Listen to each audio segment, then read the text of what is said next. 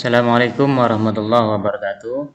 Halo teman-teman, jumpa lagi dengan channel ini Bandi Rafa ya teman-teman.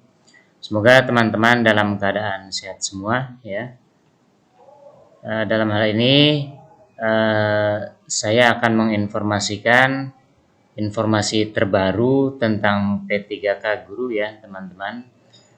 Baiklah teman-teman, sebelum ke informasi terbaru, jangan lupa ya teman-teman klik dulu subscribe-nya ya teman-teman, dan bunyikan loncengnya agar teman-teman mendapatkan info terbaru dari channel ini ya teman-teman. Nah, silakan teman-teman cek banyak info dari channel ini ya, channel Bandi Rafa yang menginformasikan tentang seputar dunia pendidikan ya teman-teman. Oke, langsung saja ya teman-teman. Informasi terbaru dari Menpan RB ya teman-teman, tentang P3K tahun 2022 ya teman-teman. Nah, nanti Menpan RB akan menyiapkan 6 kebijakan ya. Akan menyiapkan 6 kebijakan untuk guru honorer K2 dan juga ada tenaga administrasi ya teman-teman. Dirilis dari jpnn.com, Menpan RB Cahyokumolo menyiapkan kebijakan khusus bagi guru honorer K2 dalam mengadakan P3K tahun 2022. Salah satunya apa? Yaitu peniadaan tes kompetensi teknis ya teman-teman untuk K2. Nanti tahun 2022 itu tidak ada kompetensi teknisnya bagi guru honorer K2. Juga dibuka formasi P3K untuk honorer tenaga teknis ya teman-teman. Nah, ini nanti tenaga teknis akan dibuka pada tahun depan ya teman-teman. Berikut 6 kebijakan khusus yang disiapkan Menteri Cahyo sebagaimana dalam keterangan tertulisnya yang diterima jpnn.com ya teman-teman. Yang pertama apa? Yang pertama adalah pengadaan ASN tahun 2022 dilakukan hanya untuk P3K ya teman-teman. Poin yang kedua, untuk formasi P3K guru tahun 2021 sebenarnya telah disediakan 1 juta ya teman-teman, 1 juta formasi. Namun jumlah formasi yang diajukan oleh Pemda dan kemudian dilakukan seleksi hanya 507.848. Oleh karenanya pada tahun 2022 nanti sisa formasi yang akan dibuka kembali untuk diusulkan oleh Pemda ya teman-teman. Nah, jadi yang 1 juta, yang rencananya 1 juta guru itu kekurangannya akan diusulkan kembali di tahun yang akan datang ya teman-teman, tahun 2022.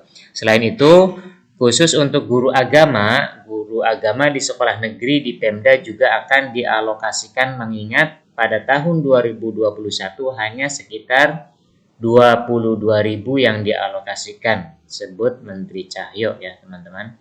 Nah, poin yang ketiga, formasi guru tahun 2022 juga berpotensi untuk dialokasikan bagi honorer K2 yang memenuhi persyaratan sebagai guru minimal S1 dengan kebijakan afirmasi yang lebih berpihak kepada guru honorer K2 dibandingkan dengan guru honorer lainnya ya teman-teman. Nah, misalkan kata Cahyo, dengan tidak mensyaratkan seleksi kompetensi teknis tetapi cukup dengan seleksi kompetensi manajerial dan sosiokulturalnya saja ya teman-teman. Nah, ditambah wawancara sehingga peluang kelulusannya sangat besar. Nah, itu kebijakan poin yang selanjutnya. Sebagai gambaran dari data sementara hasil seleksi P3K guru tahun 2021 ini, hampir lebih dari 98% guru peserta seleksi bisa melampaui nilai ambang batas seleksi kompetensi manajerial, sosiokultural, dan wawancara ya teman-teman.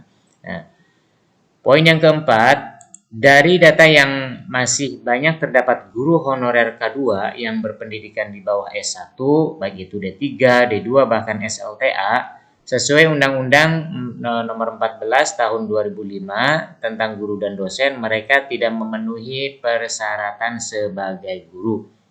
Kementerian Pendayagunaan Aparatur Negara dan Reformasi Birokrasi, Kemenpan RB akan mendorong Kemendikbudristek untuk meningkatkan pendidikan mereka.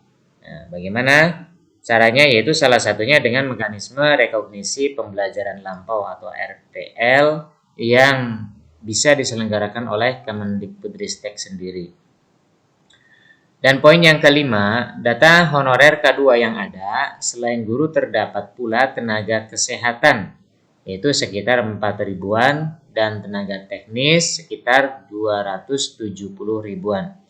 Tenaga teknis yang berjumlah sangat besar tersebut mayoritas berpendidikan di bawah D3 ya teman-teman, yaitu SLTA, SLTP, bahkan SD.